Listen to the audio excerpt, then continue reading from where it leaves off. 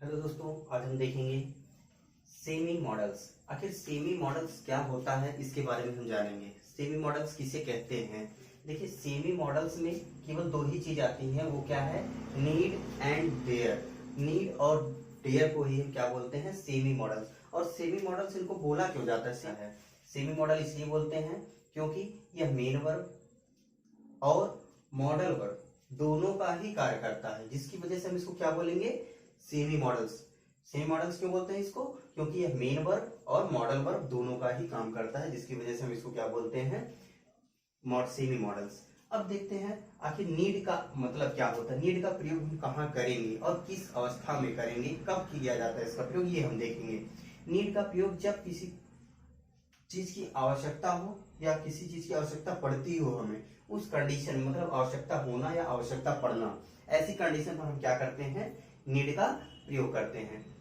अब इसके बाद हम देखते हैं आखिर इसका एग्जांपल कैसे हो सकता है। ही नीड्स माई हेल्प, उसको मेरी हेल्प की आवश्यकता है। ही नीड्स माई हेल्प, उसको मेरी हेल्प की आवश्यकता है। ठीक।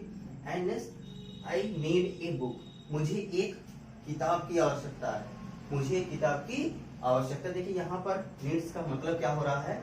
आवश्यकता है। और देखिए यहाँ पे सिंगुलर सब्जेक्ट था, जिसकी वजह से हमने इसमें क्या लगाया है? नीड में एस या ईएस का प्रयोग किया है। सिंगुलर सब्जेक्ट होने की वजह से इसमें एस या ईएस का प्रयोग किया गया है। और यहाँ पे आई अर्थात प्लूरल है, प्लूरल होने की वजह से यहाँ पर क्या किया गया है? नीड में एस या ईएस का प्रयोग नहीं किया गया है। एंड दूसरा देखते हैं, यू नीड सम मनी, तुम्हें कुछ पैसों की आवश्यकता है। तुम्हें कुछ पैसों की आवश्यकता है। तो देखिए यहाँ पे भी नीड का ही प्रयोग किया गया है। जब किसी चीज की आवश्यकता होना या आवश्यकता पड़ना का अर्थ या भाव प्रकट हो, तब हम ऐसी कंडीशन पर किसका प्रयोग करते हैं? नीड का प्रयोग करते हैं। और दूसरी चीज हम देखते हैं, नोट में क्या है? नोट में लिखा गया है कि यह एज ए मेन वर्ब, अर्थात हम इसको मेन वर्ब के रूप में भी प्रयोग कर सकते हैं। लेकिन ज्यादातर क्या होता है, जब मेन वर्ब के रूप में हम इसका प्रयोग करते हैं तो नीड के साथ हमको एक शब्द लिखना होता है, टू। नीड के बाद क्या लिखेंगे? टू। मतलब तब हम समझ पाते हैं हाँ, ऐसी कंडीशन पर नीड जो है वो किसका कार्य कर रहा है? मेन वर्ब का कार्य कर रहा है हमारा। और हम इसका किसके रूप में? मॉडल वर्ब के रूप में भी इसका प्रयोग करते हैं। मॉडल वर्ब के रूप में जब इसका हम प्रयोग करते हैं, तब इसके साथ टू को नहीं लिखा जाता, तभी विदाउट टू होता है। एग्जांपल्स देख लेते हैं इसका। You need not do this work. You need not do this work मतलब तुम्हें इस कार्य को करने की आवश्यकता नहीं है। अर्थात इससे ये पता चलता है कि हम नीड का प्रयोग कहाँ कहाँ कर सकते हैं? पॉजिटिव सेंटेंस में एंड निगेटिव में एंड इसके बाद हम इंट्रोगेटिव में भी, अर्थात जहां पर प्रश्नवाचक शब्द आते हैं इंट्रागेटिव में, यहाँ पर भी हम क्या करते हैं?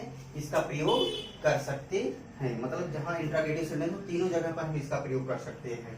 You need not do this work, तुम्हें इस कार्य को करने की आवश्यकता नहीं है। मतलब तुम्हें इस कार्य को करने की आवश्यकता ही नहीं है। ऐसी कंडीशन पर हम क्या करते हैं? नीड नॉट का प्रयोग करते हैं, या फिर हम नीडन का प्रयोग कर सकते हैं। नीड के साथ क्या लिख सकते हैं हम? नीडन, नीड और एंटी। ठीक, इसका भी हम प्रयोग कर सकते हैं। ठीक। अब देखते हैं, I need to go there.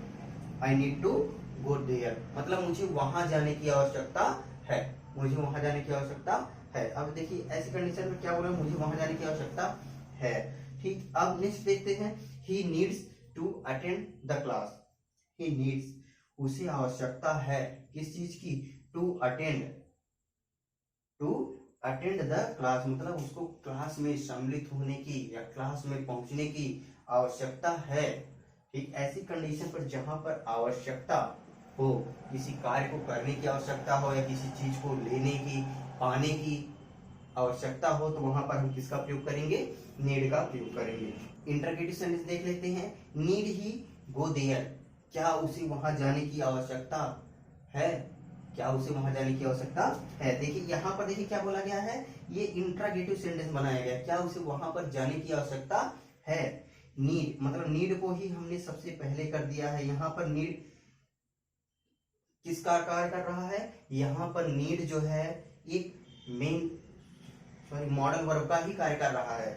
Need जो है मॉडल वर्ब का कार्य कर रहा है, क्योंकि मॉडल वर्ब आगे पीछे अर्थात इंट्रोगेटिव बन सकता है, लेकिन जब हम ये मेन वर्ब इससे मेन वर्ब का कार्य करवाएंगे तो यह सामने नहीं आ पाएगा, अर्थात सब्जेक्ट से पहले नहीं आ पाएगा ये। अब दूसरा सेंटेंस देखते हैं, need he meet the boss. क्या उसे बॉस से मिलने की आवश्यकता है? क्या उसे बॉस से मिलने की आवश्यकता है? अर्थात देखिए यहाँ पर क्या बोला जा रहा है कि नीड जो है इंट्रागेटिव और निगेटिव और पॉजिटिव तीनों में आ सकता है। और देखते हैं, ये चीज ध्यान दीजिएगा कि नीड का प्रयोग हम जब मेन वर्ब में करेंगे, नीड का प्रयोग हम मेन वर्ब में जब करेंगे तो हम केवल इसको क्या कर सकते हैं, पॉजिटिव में एंड निगेटिव में, पॉजिटिव में और निगेटिव में। ये चीज ध्यान देना हमको। नीड का प्रयोग हम कहाँ कर सकते हैं भैया, जब मेन वर्ब के रूप में इसका प्रयोग करेंगे तब हम केवल पॉजिटिव में और निगेटिव में ही कर पाएंगे। लेकिन जब हम इसका मॉडल वर्ब में भी इसका प्रयोग करेंगे, मॉडल वर्ब में जब इसका प्रयोग करेंगे तब वहां पर पॉजिटिव, निगेटिव और इंट्रागेटिव अर्थात तीनों सेंटेंस में हम इसको लिख सकते हैं। ठीक, अब देखते हैं हम डेयर का प्रयोग। आखिर डेयर का प्रयोग कहाँ किया जाता है? डेयर के प्रयोग को हम देखते हैं। डेयर का प्रयोग हम कहाँ करेंगे? डेयर का अर्थ क्या होता है? साहस करना या हिम्मत करना। डेयर का प्रयोग कहाँ करेंगे? साहस करना या फिर हिम्मत करना के अर्थ में। जैसे एग्जाम्पल के लिए हम देख लेते हैं, he dares to go there, मतलब उसने वह जो है वहां जाने की हिम्मत करता है, वह वहां जाने की हिम्मत करता है। देखिए जहां किसी के अंदर उसकी हिम्मत की बात की जाए, उसकी औकात की बात की जाए, उसकी पावर की बात की जाए, तो वहां पर हम क्या करते हैं? डेयर का प्रयोग करते हैं। जैसे देखिए यहाँ पर क्या बोला गया है कि उसके अंदर साहस है, हिम्मत है कि वह वहां जा सकता है। I dare to oppose my father, मतलब मेरे अंदर साहस है कि मैं अपने पिता के अपोज अर्थात अपोजिट जा सकता हूँ, मैं अपने पिता के विपरीत जा सकता हूँ। मतलब मेरे अंदर वो साहस थी कि मैं ही अपने पिता के विपरीत जा सकता था और कोई नहीं। ठीक, मतलब यहाँ पे क्या बताया जा रहा है कि मैं ही था जो अपने पिता के विपरीत जा सकता था और मेरे अलावा कोई भी नहीं। He dared to call me a fool. He dared, उसने साहस किया किस लिए? To call me, मुझे बुलाने का, क्या? A fool, एक मूर्ख। उसने मुझे मूर्ख बुलाने का साहस किया, उसने मुझे मूर्ख बुलाने का या मूर्ख बोलने का साहस किया। यहाँ पे देखिए क्या बोला जा रहा है, आप या तो साहस या फिर हिम्मत। उसने मुझे मूर्ख बोलने की हिम्मत की या उसने मुझे मूर्ख बोलने की साहस किया। तो ऐसी कंडीशन पर हम क्या कर सकते हैं? इसका प्रयोग करेंगे, डेयर का प्रयोग करेंगे। अब नेक्स्ट देखते हैं, डेयर का प्रयोग दूसरी कंडीशन में हम कहाँ कर सकते हैं? चुनौती देना या फिर किसी को ललकारना। मतलब जब हमारे बात आ जाए किसी को चुनौती देना हो। ठीक, चुनौती देना मतलब किसी को आग बबूला करना। आग बबूला करने का मतलब क्या होता है? मतलब आप किसी के अंदर ज्वाला को भड़का रहे हैं, तो ऐसी चुनौती उसे दे रहे हैं कि ये काम करो, तुम ये काम करो। और किसी को ललकार रहे हो, वो नहीं लड़ना चाहता, फिर भी उसे आप लड़ने का प्रयास कर रहे हो, बार बार उसे लड़ने के लिए आतुर कर रहे हो, बार बार बोले जा रहे नहीं आप लड़ो आप लड़ो, तो वो क्या करेगा? ऐसी कंडीशन पर क्या करेंगे? हम डेयर का प्रयोग करेंगे। ऐसी कंडीशन पर क्या करेंगे? हम डेयर का प्रयोग करेंगे, जहां किसी को चुनौती दी जाए या फिर किसी को ललकारा जाए, तो ऐसी कंडीशन पर हम डेयर का ही प्रयोग करेंगे। देख लेते हैं, he dared me to get success, he dared me to get success। अब देखिए उसने क्या कहा? उसने मुझे चुनौती दी, टू गेट सक्सेस, सफलता पाने की। मतलब उसने मुझे चुनौती दे दी कि चलो आओ तुम भी सफलता पाके दिखाओ, मतलब उसने चुनौती दी मुझे। तो ऐसी कंडीशन पर हम क्या करेंगे? डेयर का प्रयोग करेंगे। नेक्स्ट एग्जांपल है, I dared him to win the match. I dared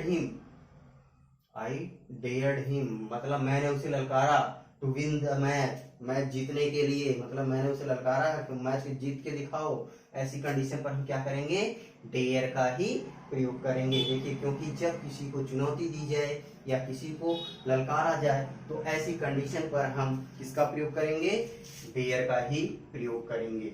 और डेयर के प्रयोग में भी सेम नीड की जैसा ही होता है। जैसे इसका प्रयोग अगर हम एज ए मेन वर्ब कर रहे हैं, जब हम मेन वर्ब के रूप में इसका प्रयोग करेंगे तब ये क्या क्या हो सकता है भैया, ये पॉजिटिव हो सकता है और नेगेटिव हो सकता है। लेकिन जब इसका प्रयोग हम मॉडल वर्ब के रूप में करेंगे तो यह पॉजिटिव, निगेटिव एंड इंट्रोगेटिव तीनों हो सकता है। ठीक, ये हमको ध्यान देना होगा। जब भी हम मेन वर्ब के रूप में इसका प्रयोग करेंगे तो ये पॉजिटिव निगेटिव होगा, लेकिन जैसे ही हम मॉडल वर्ब का प्रयोग करेंगे तो पॉजिटिव, निगेटिव और इंट्रोगेटिव तीनों बन सकता है। और ये भी ध्यान देना होगा कि जब ये मॉडल वर्ब का प्रयोग करेंगे तो इसके साथ टू का प्रयोग होगा और यहाँ पर टू का प्रयोग जो है वो नहीं होगा। ठीक, मॉडल वर्ब में टू का प्रयोग नहीं होगा, लेकिन जब मेन वर्ब के रूप में प्रयोग करेंगे तो टू का प्रयोग होगा।